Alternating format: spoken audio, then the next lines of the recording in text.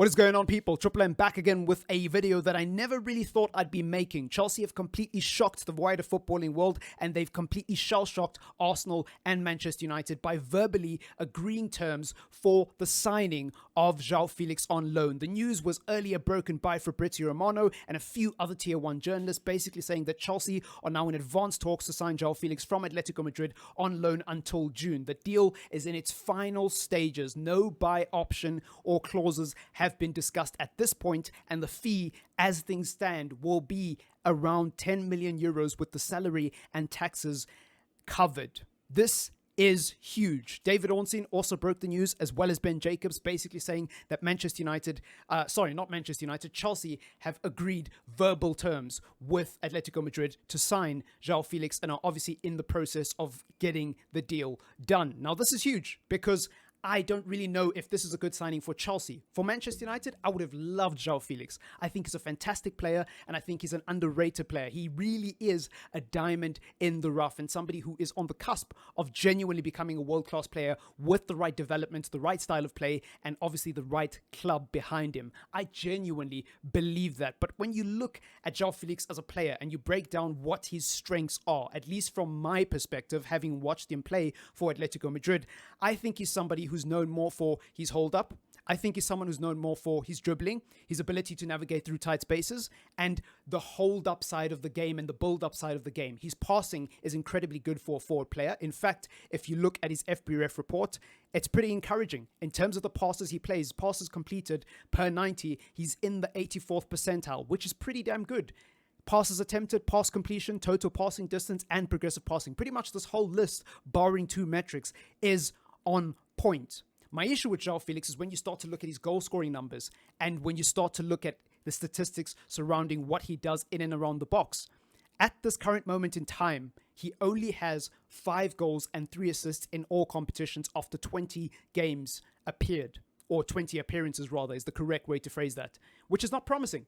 It's not promising, and the reason why I bring that up is because don't Chelsea need a goal scorer? Don't Chelsea need somebody who's potent in front of goal? Don't Chelsea need somebody who is the complete opposite of Joao Felix, a traditional number 9 who actually will just focus on scoring goals? I don't really think Chelsea need another player who's versatile and can play across the front 3, but doesn't really specialize in one position and doesn't really excel at goal scoring, which is where Chelsea have struggled. Now, somebody might make the argument that Chelsea don't create enough chances for a proper number 9 anyways, so maybe getting Joao Felix in between now and the end of the season is, kind of a good stopgap signing to help with the fluidity of the team and the build-up of the team and maybe bring Potter's style of play to life. And that is a fair point. However, I just don't get it. You're signing a player for 6 months to improve the manager's style of play or to do something other than, expect him to score goals week in, week out. That just doesn't make any sense for me. If anything, that would only make sense if you signed him long term. If Chelsea was signing Joao Felix on a long-term deal and this was a long-term project and he was the first piece to Potter's sophisticated puzzle and style of play, then it would make a lot of sense. But to sign Joao Felix for 6 months when you're basically not going to get top 4, barring a miracle, you're out of the FA Cup, you're out of the Carabao Cup, and your only hope to really sort of bring some light to the season is getting a deep run into the Champions League, I don't think Joao Felix is the guy who walks into that dressing room and lifts that dressing room up and carries that team into a decent position and a decent finish in what has otherwise been a very embarrassing and pathetic season for Chelsea Football Club.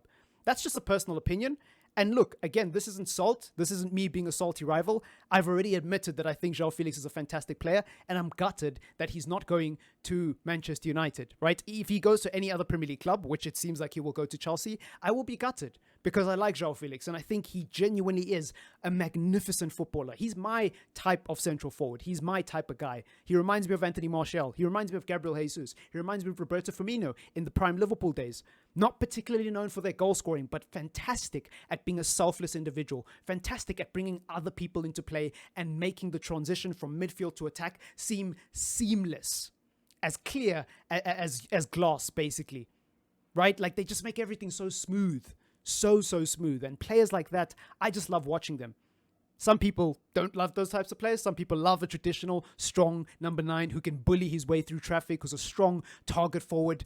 Not me, personally. But each to their own, I guess. Let me know what you think. Is this a good signing for Chelsea on a short-term basis? What do you think of Joao Felix as a player, regardless of whether he goes to Chelsea or not? What do you make of his time at Atletico Madrid? And more importantly, what do you think he will do in the Premier League?